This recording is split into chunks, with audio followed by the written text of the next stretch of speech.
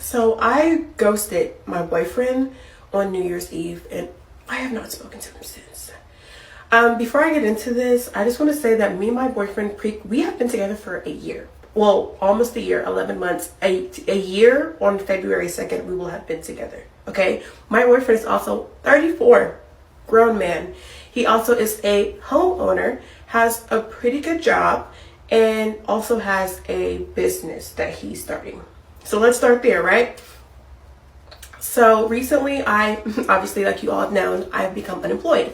And I have not been able to find a job. I have put in like 30 applications a day. I've got nothing, like barely even an interview. I've gone on 2 interviews. So I've been literally struggling and I no longer have the funds to afford these bills. Okay. Anyways, okay, I'm gonna keep it together for this. I'm not gonna get stressed out. I no longer have the funds to afford these bills. It's something so crazy about having hundreds of thousands of dollars one day and then the next day having nothing. But that's what's going on right now. And so I am vulnerable with my man and I go, hey, I'm gonna need to like stay with you for a little while I get myself together. Like, I don't have anything on the rent. And so I'm gonna need to move with you while I get myself together. Mind you, I said he has his own house, his own 3-bedroom apartment in a nice neighborhood. He also has a best friend. His best friend lives with him, mind you, and has been living with him for however many years that he's like lived there, almost the whole time he's lived there.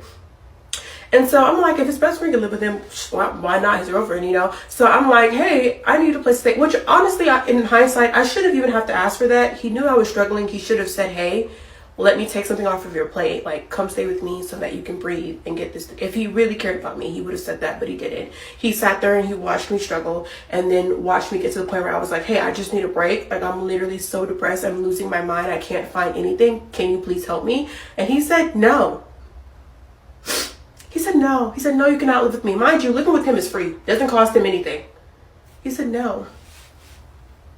I can't live with him. At first he goes, oh, I like that we have our own places to retreat to when we get into our arguments. And wrong answer. Number one, when we get into arguments, we never leave. Like, we stay in the same room and we continue to talk it out until we work it through, which I think is a really good habit that we have and a really good green flag that we have in our relationship. Yes, do we get into arguments? So does everyone. Yes, do I lose my cool? I'm a woman, but I rein it back in and we figure it out and nobody goes home. So that's a weird thing to say. We've never even done that. Second of all, that sounds like a problem to me, not a solution. When we get into arguments, we should not be leaving, because what happens when we get married? There is no way to go. We both live in the same house. So maybe that's not a good habit to start. Being that we have not started yet, maybe let's not start that now. On our very first date, I told him that I wanted to be engaged within a year. I said, after a year, I want to be engaged. He said that's plenty of enough time for someone to know whether or not they want to get married or not. This is what he said. We have talked about it, I shit you not, probably 10 times throughout this year. And never once did he say, I don't think this is going well enough for that to be a realistic goal anymore. Never once did he say, hey, like, let's pump the brakes. I don't think that we're doing that well for it to get to that. So I'm thinking we're doing well. We're on schedule. After a year or a year and a half, we'll probably get engaged. Then he goes, I don't think I want to live with someone again until I'm married to them, which is some new boundary that he literally just made up, because he's never said that the whole time we've been together. And I go, maybe it's not a good idea that you live with someone after you already got married to them, because what if you guys are not compatible to live together and you don't know that until after you're already married? Then what? That's really dumb, actually. And so I'm like, okay, that's a completely new thing. But granted, it's been a year. We set our goal for a year. Are we going to get married? And he goes, no, that was your goal. Since when was this my goal? It was my goal, but like, I thought we were in agreement, because you never said that we weren't in agreement. Clearly, I made all this up in my head and this was never a goal. I just thought it was a goal because I continuously talked about it. And he never said that it was unrealistic. As a matter of fact, he said the quite opposite, that it was a realistic goal to have. And never once, as we neared to the end of that year, did he ever say, hey, I don't think we're close to being married. So imagine my surprise when he says, I don't think we're close to being married. We still have things to figure out. Because a couple of nights ago, I got super irritated at him and yelled at him and told him to leave my house. And apparently that's enough of a reason for him to be like, whoa, I don't want to marry her. All right.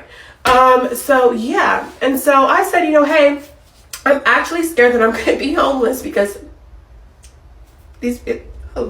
I said, I'm actually thinking I'm going to be homeless because I don't have a job and these bills keep coming and I can't do it no more. I'm tapped out of resources. And I think I'm gonna end up, if you don't let me live with you, I'm gonna end up in my car, living in my car, something like being actually homeless. And he goes, well, plenty of millionaires have lived in their car before.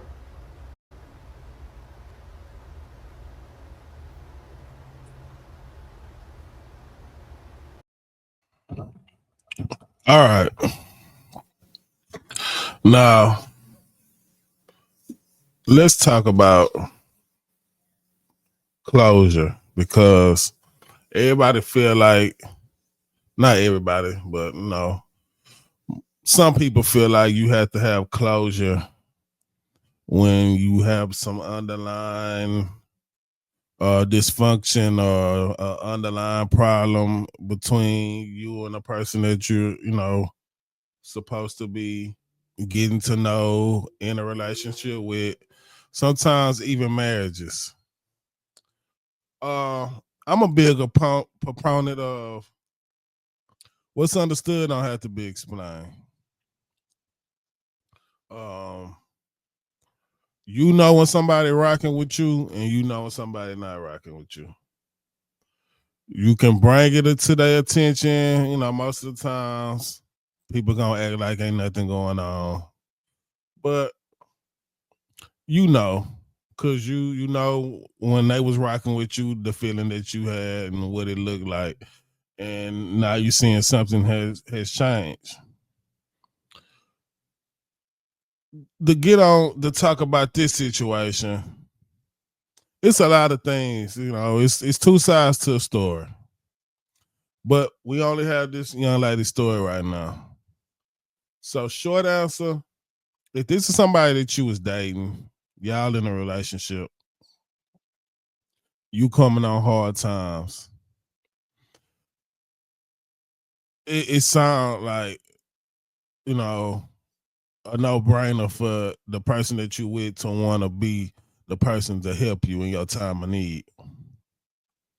The fact that this dude did not feel the need to help you in your time of need was all the confirmation that you needed to do exactly what you did.